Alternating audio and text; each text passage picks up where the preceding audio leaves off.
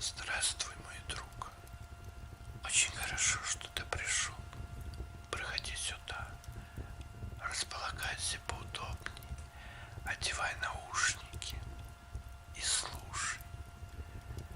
Сегодня мы продолжаем читать повесть Александра Сергеевича Пушкина «Капитанская дочка». Глава 14. Суд. Я не был свидетелем всему, о чем остается мне уведомить читателя, но я так часто слыхал о том рассказы, что малейшие подробности врезались в мою память, и что мне кажется, будто бы я тут же невидимо присутствовал. Марья Ивановна принята была моими родителями с теми искренним радушием, которое отличало людей старого века.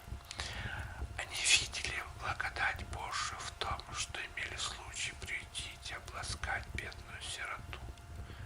Вскоре они к ней искренне привязались, потому что нельзя было ее узнать и не полюбить.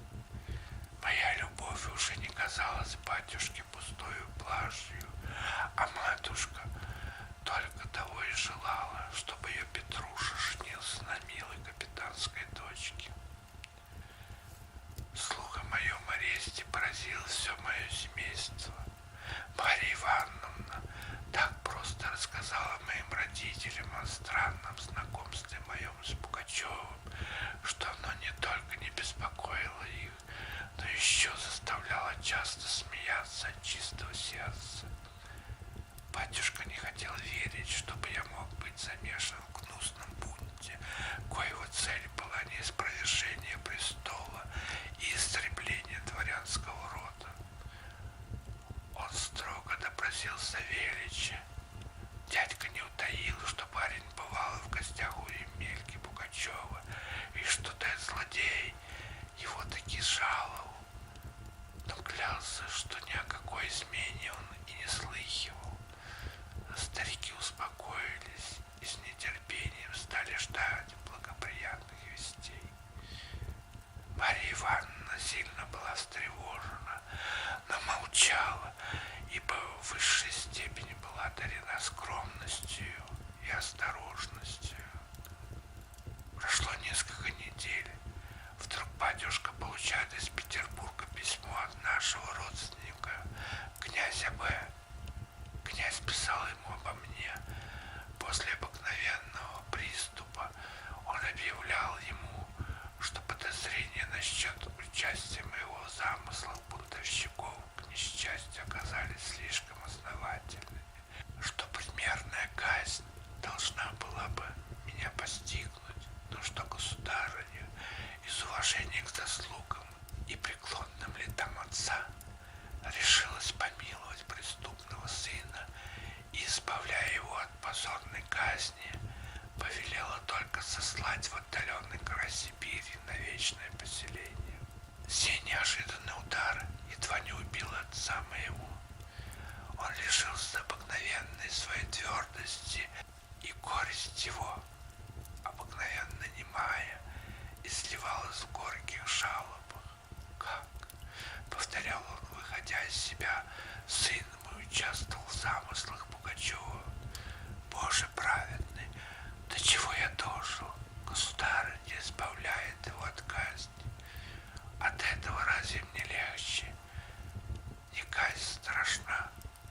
Пращур мой умер на лобном месте, отстаивая то, что почитал святынею своей совести.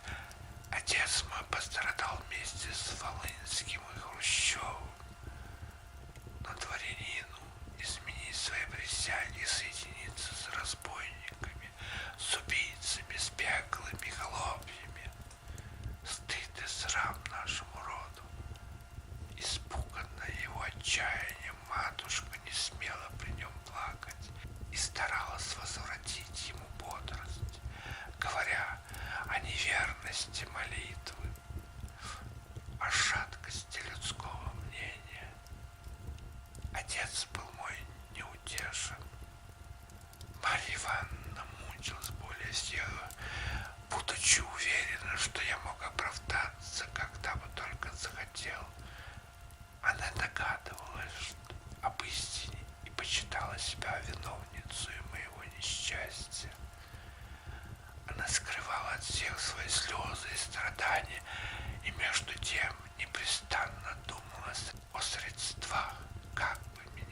спасти. Однажды вечером батюшка сидел на диване, перевертывая листы придворного календаря, но мысли его были далеко, и чтение не производило над ним обыкновенного своего действия. Он насвистывал старинный марш. Матушка молча вязала шерстяную фуфайку, и слезы изредка капали на ее работу.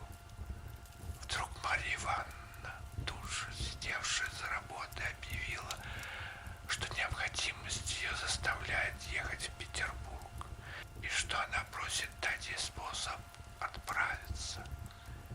Матушка очень огорчилась. «Зачем тебе в Петербург?»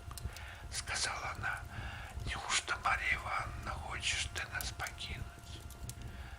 Марья Ивановна отвечала, что вся будущая судьба ее зависит от этого путешествия, что она едет искать покровительства и помощи у сильных людей, как дочь человека, пострадавшего за свою верность. Отец мой потупил голову. Всякое слово, напоминающее мнимое преступление сына, было ему тягостно и казалось колким упреком. «Поезжай, матушка», — сказала она со вздохом. «Мы твоему счастью помехи сделать не хотим. Дай Бог тебе в женихи доброго человека, не ошельмованного изменника». Он встал и вышел из комнаты. Марья Ивановна, оставшись наедине с матушкой, отчасти объяснила ей свои предположения. Матушка со слезами обняла ее и молила Бога о благополучном конце замышленного дела. Марью Ивановну нарядили, и через несколько дней она отправилась в дорогу с верной Палашей и с верным Савельичем, который насильственно разлученный со мной утешался, по крайней мере, мыслью, что служит нареченной моей невесте. Марья Ивановна благополучно прибыла в Софию и, узнав на почтовом дворе, что двор находился в то время в Царском селе, решилась тут и остановиться. Ей отвели уголок с перегородкой. Жена смотрителя тотчас с нею разговорилась, объявила, что она племянница придворного истопника, и посвятила ее во все таинства придворной жизни. Она рассказала, в котором часу государыня необыкновенно просыпалась, кушала кофе, прогуливалась, какие вельможи находились в то время при ней, что изволила она вчерашний день говорить у себя за столом, кого принимала вечером. Словом, разговор Анны Васильевны стоил нескольких страниц исторических записок и был бы драгоценен для потомства. Марья Ивановна слушала ее со вниманием. Они пошли в сад. Анна Васильевна рассказала историю каждой аллеи и каждого